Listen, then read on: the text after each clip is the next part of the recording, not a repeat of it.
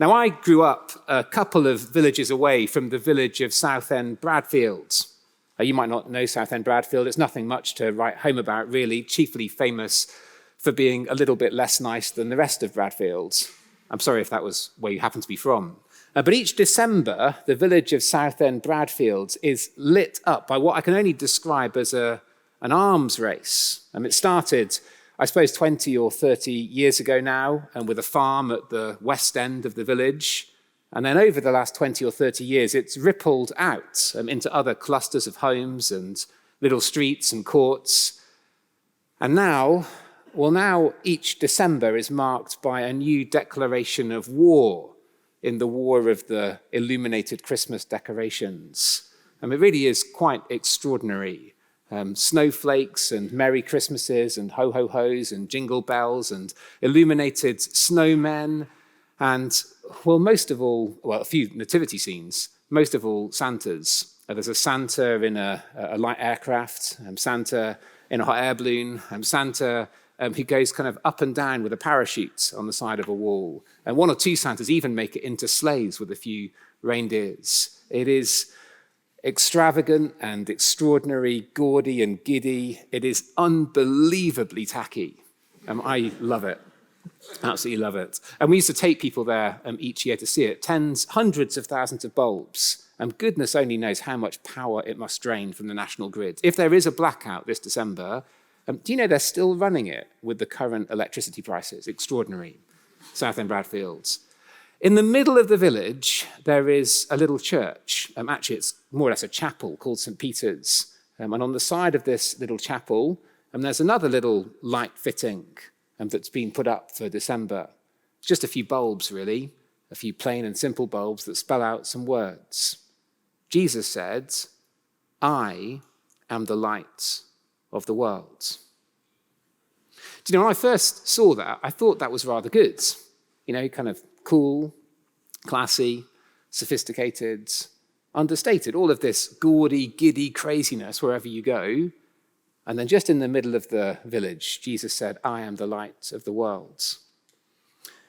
Except the more that you think about those words, the more that you realize that there's nothing really very cool or understated about them at all.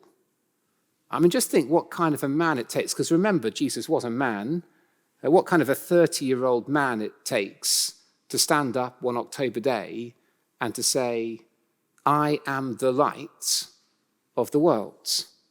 If I asked you the question, what is the light of the world? What would you answer? The sun, the moon, the stars, and maybe energy as a concept. Perhaps if you're feeling especially sentimental, you might say love. Jesus said, "Do you know what? That's me. I am the light of the world." Last Christmas, I took my family to the winter wonderland at Tamworth Snowdome, which was amazing. And amidst all of the snowball fights and the sledging, we got to see a show at the Tamworth Snowdome on the true meaning of Christmas. It was very helpful for me, actually. And did you know, well, I didn't know this, but Robbie the reindeer and one of Santa's Christmas elves took me back in time to discover the true meaning of Christmas. And they took me back 2,000 years in a time machine. And I really thought that we were going to land up in Bethlehem. But I was wrong. Instead, we landed up in ancient Rome. And we discovered that the true meaning of Christmas is all to do with the festival of Saturnalia. Did you know that? Essentially, the true meaning of Christmas is this. At the dimmest and darkest, grimmest, coldest, wettest part of the year, when playing cricket on the beach is furthest away and everyone's feeling a bit miserable, Christmas is a great opportunity for a bit of a booze up. And they said it in slightly more kind of kid-friendly terms. And that, Robbie the reindeer, is the true meaning of Christmas. It is possible that you might think that essentially Christmas is a kind of Christianized version of a sort of midwinter joy fest. We're all feeling a bit down in the dumps and a bit sorry for ourselves. It's dark and it's cold and we can't afford to turn the heating on anymore. And we want to remember that there is light and warmth to come at some point. The summer will come back again. And so we manufacture a bit of merriment and a bit of joy just to keep us going through the cold and long winter months. And so we turn on some candles and we get a bit of tinsel, and then Jesus says things about light. I am the light of the world. And maybe you hear that as Jesus saying, I'm pro-light. I like light too. Warmth is a good idea. Go on, have another mince pie. I am the light of the world. Actually, Jesus is expecting that you might notice that those words come from the first few sentences in the Bible, and the Bible's version of the Big Bang story. In the beginning, everything was dark, the void. And then God spoke, and he said, let there be light. And whole worlds, light, warmth, joy, goodness, blessing, burst into being. When Jesus says, I am the light of the world, he's not saying, I'm pro-light. He's saying, whatever light or warmth or goodness or existence that you have, you borrowed it from me. You stole it, perhaps, from me. There's nothing understated about it, is there? I am the light of the world. But of course, that doesn't explain why God was saying those things as a man in a temple courtyard on one October day in Jerusalem. And to really understand that sentence, that the beginning of the sentence was on the side of that chapel in Southend Bradfield, you need to finish it off, and you need to realize that it is actually a rescue story. I am the light of the world. Whoever follows me will not walk in darkness, but will have the light of life. Perhaps the picture is that picture of the miners trapped underground in the dark, I guess lonely and afraid. And then the first rescuer breaks through with that torch on their heads, saying, come on, follow me. Let me take you back to the day. I am the light of the world. Whoever follows me will not walk in darkness, but will have the light of life. Actually, the truth is that the image isn't really taken from a mine underground. The truth is that the image is taken from the Bible's most famous rescue story of all. The people of Israel were trapped, locked in the land of Egypt, enslaved under a cruel and despotic, tyrannical regime. And then God broke them out. And as they marched out of the house of slavery and towards freedom, as they marched through the night towards freedom, in front of them, this great, blazing, fiery pillar to take them through the night to a new home. I am the light of the world, says Jesus. Whoever follows me will not walk in darkness, but will see the light of life. See, it's a rescue story. The truth is that the Creator God, the one who spoke all light and life into being, has come into his world to lead people like you and me out of darkness and into the light of life. Now, it may be that it's just here at this point that you get annoyed with Christians. And maybe you get annoyed with Christian preachers. And perhaps you're feeling annoyed with me. And there's nothing quite so irritating, is there, as an unnecessary rescue. I myself have had the experience of being rescued unnecessarily, in my opinion at least, and by a lifeguard on at least one occasion. Imagine the situation where you're at the Olympic final and you're watching one of the great Olympians, Michael Phelps, powering his way up and down the pool, smashing Olympic records on his way towards gold and glory and a new world record timing. And then some kid, like some 17-year-old, wearing red and yellow for a summer job, jumps off the chair by the side of the pool with a noodle in his hand and a float next to him, and grabs hold of Michael Phelps around the neck and says, "It's okay, I'll take you home." Get off!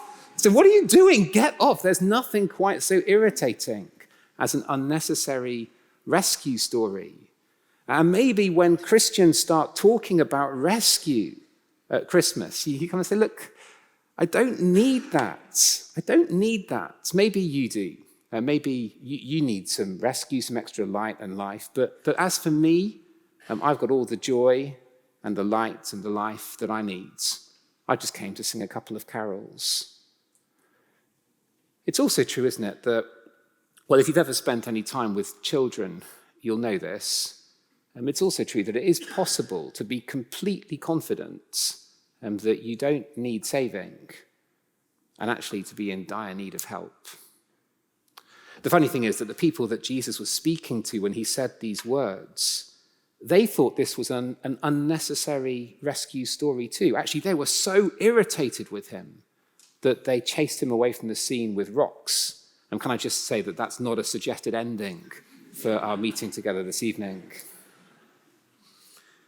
The truth is that we are in the dark. It may be that you know that here this evening, that you know that you're in the dark. And it may be that you know that all is sorrow and sadness and despair. And can I say that if that is you this evening, then the Lord Jesus says to you, I am the light of the world. Whoever follows me will not walk in darkness, but will have the light of life. But the truth is that we're all in the dark. We're in the dark with regard to death, as we've sung in more than one song this evening. Did you know? Did you know that we weren't meant to die? And we're in the dark with regard to God. Did you know that you were made to know the God who spoke the world into being? The God who said, let there be light, and there was. The fact that we can look at his words on the side of a chapel and then look at a parachuting Santa Claus and think that they're more or less on a par, that is darkness. That is darkness. But Jesus came so that we could have light. I am the light of the world. Whoever follows me will not walk in darkness, but will have the light of life. My favorite word in the verse is that word, whoever. Whoever. That word didn't make it onto the side of the chapel, actually. It's a shame. It's the word that I'd love to give to each one of you if I could give you one Christmas present. And that word, whoever follows me will not walk in darkness, but will have the light of life. And so maybe you came this evening because you're genuinely interested in Jesus and the light and the life that he gives. And well, that whoever is for you. Maybe you came this evening because, well, you've got no interest at all in Christianity, but you wanted to honor a mate. That whoever is for you. Maybe you could never imagine yourself ever under any circumstances being a Christian, and that whoever is for you. Maybe you've walked away from Jesus and you could never imagine that he would want you back. And that whoever is for you. It is as wide as the world that he first spoke into being. I am the light of the world. Whoever follows me will not walk in darkness, but will have the light of life. It's not even a little bit understated, is it?